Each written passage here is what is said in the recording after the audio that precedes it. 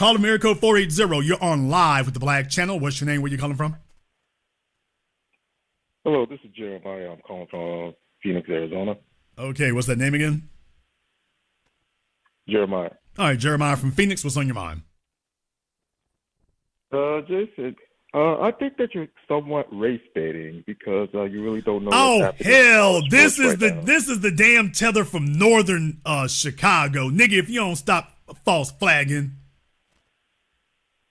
Well, let's stay on topic right now. All right, yeah, that's right. Let's just go past that part. Go ahead. Well, I'm not sure you are familiar with who is the highest paid player in the NFL. His name is Deshaun Watson. Sir, I'm not Deshaun speaking about the Watson highest paid like, player in the NFL. I didn't make any aspersions about that. But go ahead. Basically, he is the highest paid.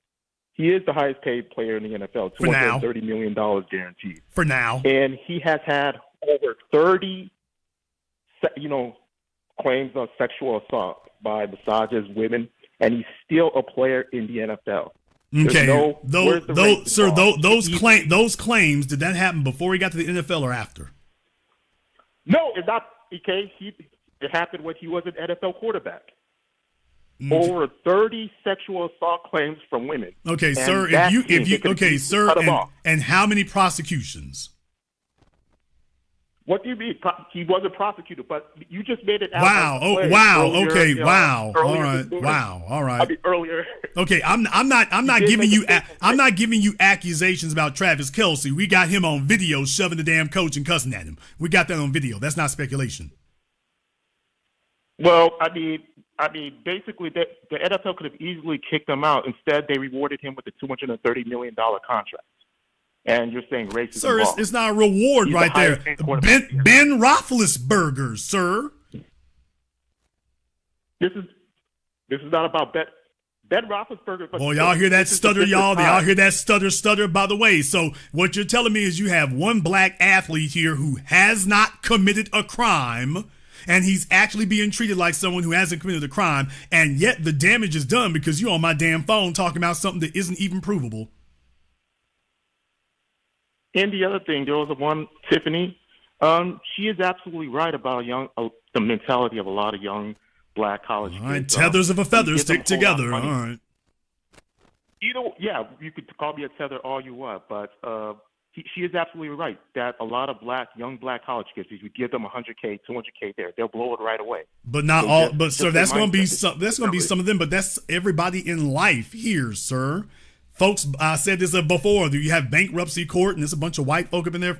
Folks sit up here and mismanage money, blow opportunities. Take a look at the lottery. If you give somebody 90% of the people who win the lottery, the money is all gone. So why are we holding these folks out for special penalization for it or special scrutiny? It doesn't happen that much with white. It doesn't happen that much with white student athletes because they have a strong family structure. No, sir, they do. No, sir, it doesn't happen that much with white athletes.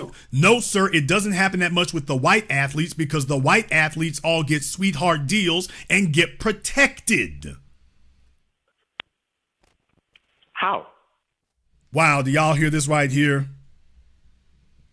In any case, sir, no matter how badly a white coach performs, he will get transferred. He doesn't get moved out of the league. He doesn't get moved out of the NCAA. He can keep screwing up, and there he is. Tim Tebow. Tim Tebow was obviously fundamentally flawed, but he was white, and we have to take care of our white athletes. So he was put out there, and even after he was a bust, be quiet, even after he was a bust in the NFL, he was immediately moved into a commentator job. Immediately. As soon as they let it be known that he was going to get moved out of Denver, he was immediately positioned into a commentator job. Now, how in the hell is it you can be an underperforming quarterback who just lost your job in Denver, and they already got you lined up for a commentating job? That's the reward you get for not being able to perform as a white athlete, is immediate commentator job.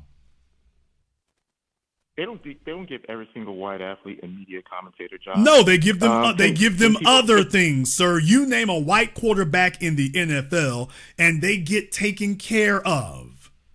They always have. No, a lot of times. Yeah, I will agree with you. In the past, they probably got special preferential treatment. Who's a white quarterback quarterback who isn't being taken care of today? There's this New York Jets quarterback named Zach Wilson. Oh man, he's terrible. Is he playing? No, is he playing now? Well, he is on a team, but he's going to get cut. Okay, so in other words, you just proved me right. He is currently he's a terrible quarterback, and he's still got his job, and he's still being taken care of. Russell Wilson. Let's go with Russell Wilson. Russell Wilson has been awful for the past 2 years. Russell Wilson has been awful longer than that, but Russell Wilson was their token Negro ass kisser up in Seattle. And that's what happened to Russell Wilson. Russell Wilson came to Denver. His agents were able to get him a great contract, but now that he's underperformed, they have telegraphed to the world that his career is at its end.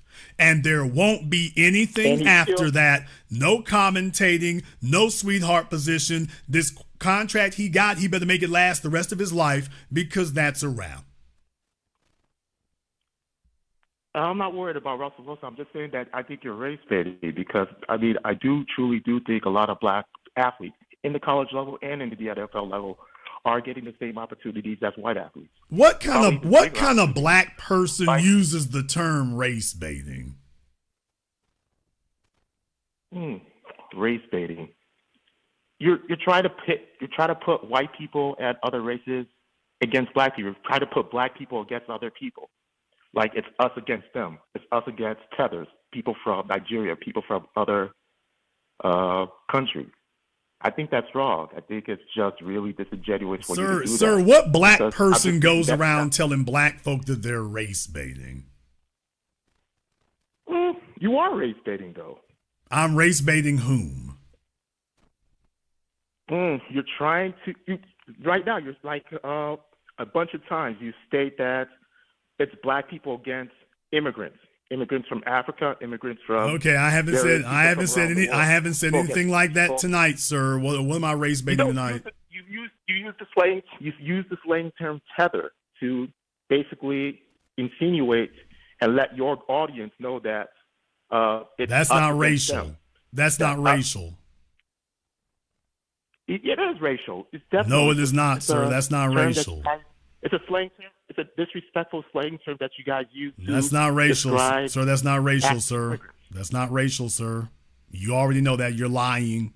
There's another tether issue. You're lying, sir. That's not racial, and you know that. But what you are doing is you are projecting your desire to be white supremacist. You wish you could be a white supremacist, so you obviously identify. That's why we have that term. Tether is a term that identifies individuals who identify themselves with white supremacists. You wish you could be them, so you identify with them, which is why you use their talking points, you use their language, you use their vocabulary. That's why we have that. Absolutely not. I'm just stating that Deshaun Watson, 30 sexual assault allegations. Okay, allegations, sir. Claims from women.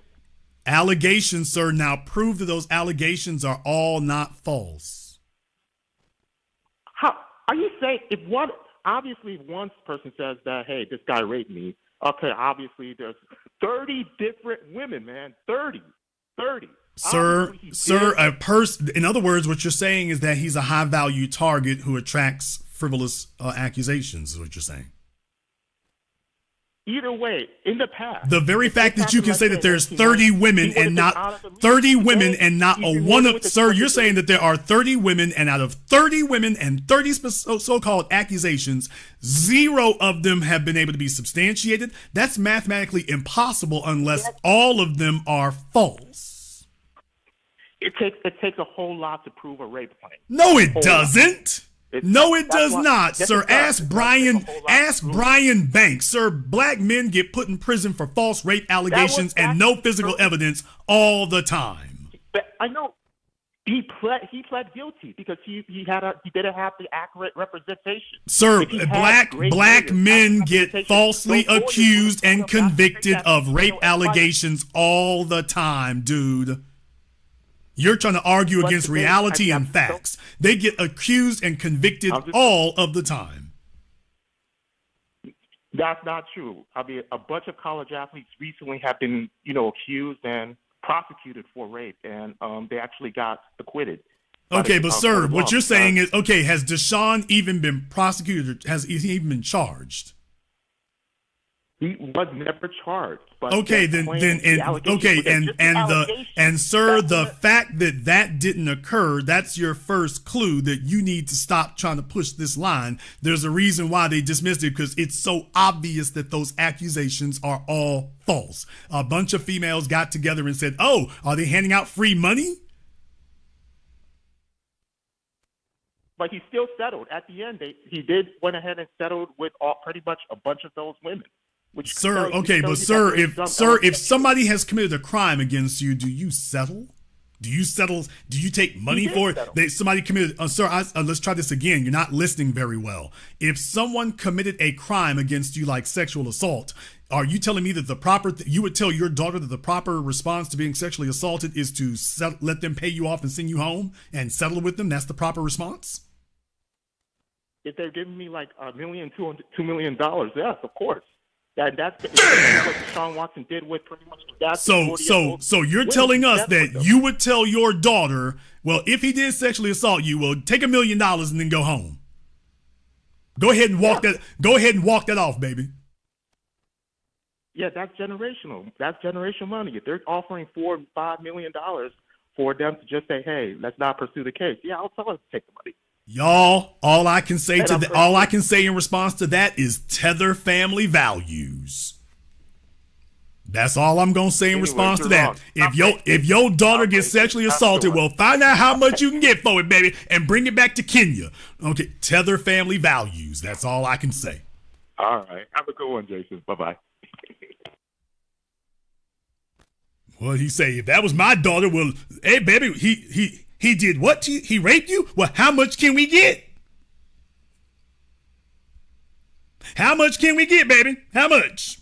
All right, that's all I can say to that. Y'all want me to argue? You want me to talk him down? You want me to try to convert him to the love of Jesus? Is that what you think I'm going to do? Oh, no, tether family values right there. He didn't think, that's why he was laughing getting off the phone. He didn't think it over. He's like, oh, wait a minute, that wasn't so great.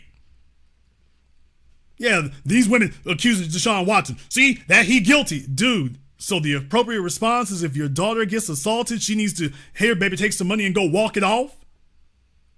Well, yeah, I would tell my daughter, so just, we could do a lot with that. Okay, well, tether family values. You different from us. Hey, they not like us. Not like us. Okay, he told you if that's his daughter, it's like, hey, look here, just tell her, hey, baby, just consider this to be practicing for the block. Consider this to be practice for the track. All right. Okay, he said it, not me. Hashtag they not like us. All right, this is okay.